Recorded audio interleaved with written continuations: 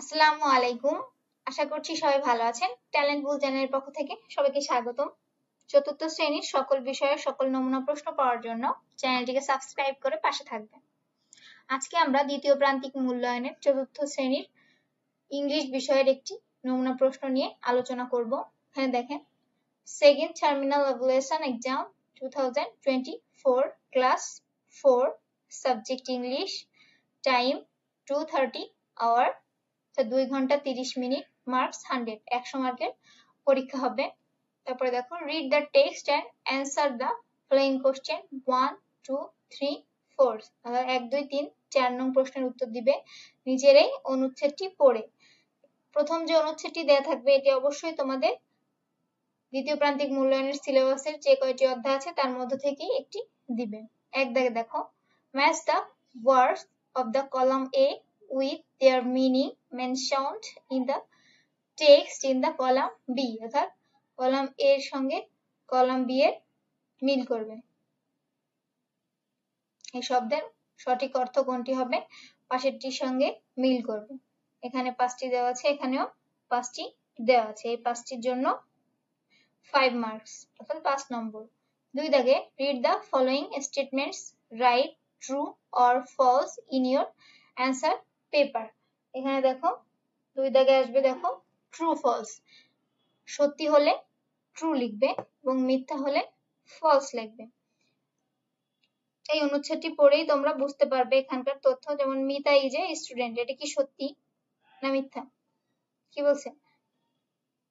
Mita in class 4 she is a student, তাহলে এটা true হবে, এতে ট্রু। এভাবে তোমরা সত্যি হলে ট্রু লিখবে এবং মিথ্যা হলে ফলস লিখবে। ঠিক আছে? 6টিতে 6 নম্বর, দেখো মোট 6টি আছে। 3 দাগে, answer to the following question. 3 দাগেও 6টি প্রশ্ন দেওয়া আছে।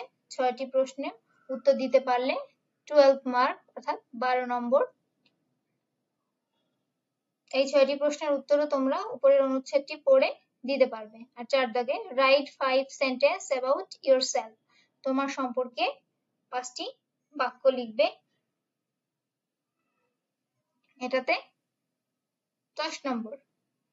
তারপরে দেখো, read the text and answer the following question 5, 6, 7, 8। নিচের অনুচ্ছেদটি পড়ে 5, 6, 7 এবং 8 নং প্রশ্নের উত্তর দাও। এই অনুচ্ছেদটি তোমাদের বইয়ের বাইরে থেকে আসবে, তো যে কোনো স্থান থেকে আসতে পারে, কিন্তু বইয়ের প্যাসেজের সঙ্গে মিল থাকবে না। এই অনুচ্ছেদটি পড়ে তোমরা 5, 6, 7 এবং 8 নং প্রশ্নের উত্তর দিবে। 5 দাগে দেখো, fill in the gaps with the words from the box. পরের বক্সের থেকে সঠিক শব্দটি নিয়ে নিচের শূন্যস্থানগুলো পূরণ করো। এটাতেও দেখো 1 into 5 equal to 5, আমরা 5টির জন্য 5 নম্বর। 6 দাগে, রাইট ট্রু অর ফলস। এখানেও 6টি দেওয়া আছে, 6টির জন্য 1 into 6 equal to 6, অর্থাৎ 6 নম্বর। এটাও পড়বে, সঠিক হলে ট্রু লিখবে এবং যদি সত্য হয় তথ্যটি তাহলে ট্রু লিখবে, আর মিথ্যা হলে ফলস লিখবে। 7 দাগে, অ্যান্সার দ্য ফলোইং কোশ্চেন।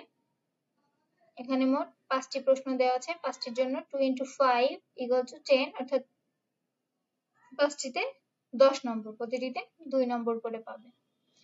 আর 8 দাগে, write a letter to your friend about your mother. 8 দাগে একটি লেটার লিখবে। কি লেটার? তোমার বন্ধুর কাছে একটি চিঠি লিখবে তোমার মায়ের সম্পর্কে, এটাতে 10 নম্বর। 9 দাগে, make WH question from the given sentence with who, what, when, where, why, whence and how using the underline word or words।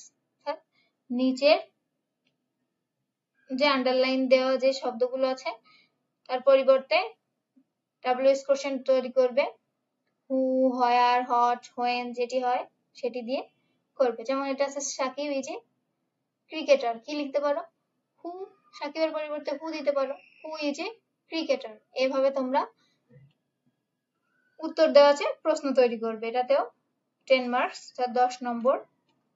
5টি দেওয়া আছে, 5টি করবে। 10 দাগে, read the following instructions about brushing teeth and then answer the following question.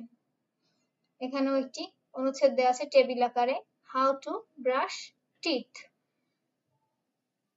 এখানে 5টি option দেওয়া আছে, এগুলো তোমরা পড়বে এবং নিচে যে 3টি প্রশ্ন দেওয়া আছে প্রশ্ন 3টির উত্তর করবে। 3টি প্রশ্নের জন্য 6 নম্বর। এর উত্তর তোমরা এই বক্সের থেকে দিতে পারবে। 11তে fill in the gaps by writing the time to complete the history. নিচের গল্পটি সম্পূর্ণ করো। যেখানে শূন্যস্থান আছে সেখানে টাইম বসিয়ে অর্থাৎ সময় বসিয়ে শূন্যস্থানটি পূরণ করবে।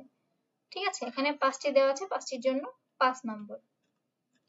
12 দাগে rearrange the words in correct order to make meaningful sentence.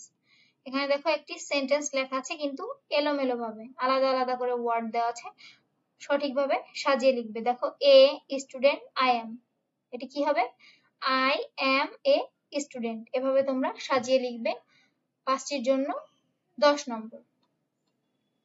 13 দাগে Riyamoni is a student, her father is Mr. Kamaluddin, her mother is Sufia Begum, he reads in class 3, her hobby is gardening. এখানে দেখো রিয়ামণি সম্পর্কে একটি অনুচ্ছেদ দেওয়া আছে, নিচের এই ফর্মটি পূরণ করবে তার তথ্যগুলো দিয়ে। Now complete the form with the information given above. School admission form, তাহলে স্কুলের অ্যাডমিশন ফর্ম কিভাবে পূরণ করবে? নেমের জায়গায় দিবা রিয়ামণি, ফাদার্স নেম এখানে যেটা দেওয়া আছে, এভাবে এখান থেকে নিয়ে তোমরা এই স্কুল অ্যাডমিশন ফর্মটি পূরণ করবে। এটার জন্য 5 মার্কস অর্থাৎ 5 নম্বর। এই হচ্ছে মোট তোমাদের 100 মার্কসের পরীক্ষা।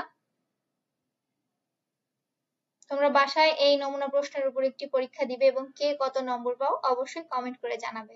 আজ এ পর্যন্তই, আল্লাহ হাফেজ।